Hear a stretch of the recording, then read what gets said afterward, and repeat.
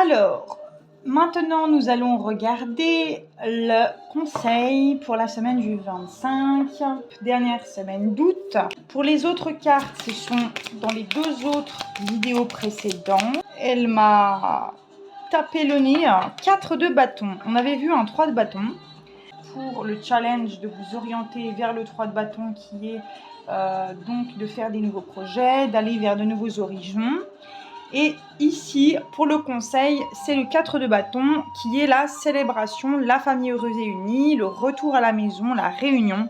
Être plutôt dans cette énergie-là de succès, de réussite, de fête, de stabilité, de prospérité, d'harmonie, de surprise, de paix, d'événements plutôt joyeux.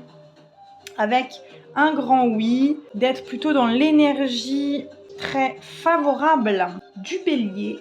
Le bleu clair signifie le chakra de la gorge, de la communication. Donc je m'exprime, je parle, je communique avec Vishuddha. Et le mât aussi en dos de deck qui va vous parler ici du chakra couronne, la spiritualité, le je sais, Sahasrara.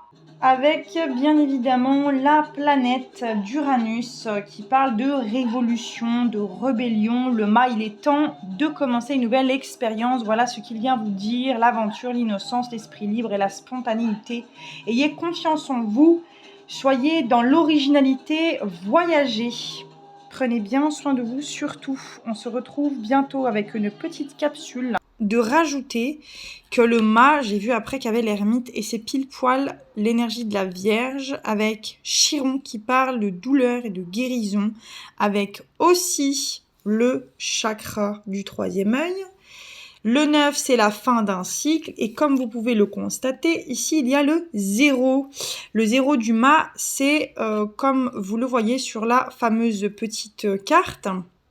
Il prend son baluchon et part à l'aventure.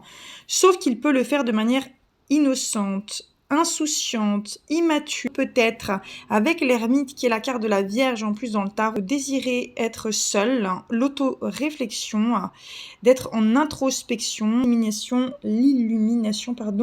spirituelle va se faire sentir jusqu'à dimanche 25 août 2025.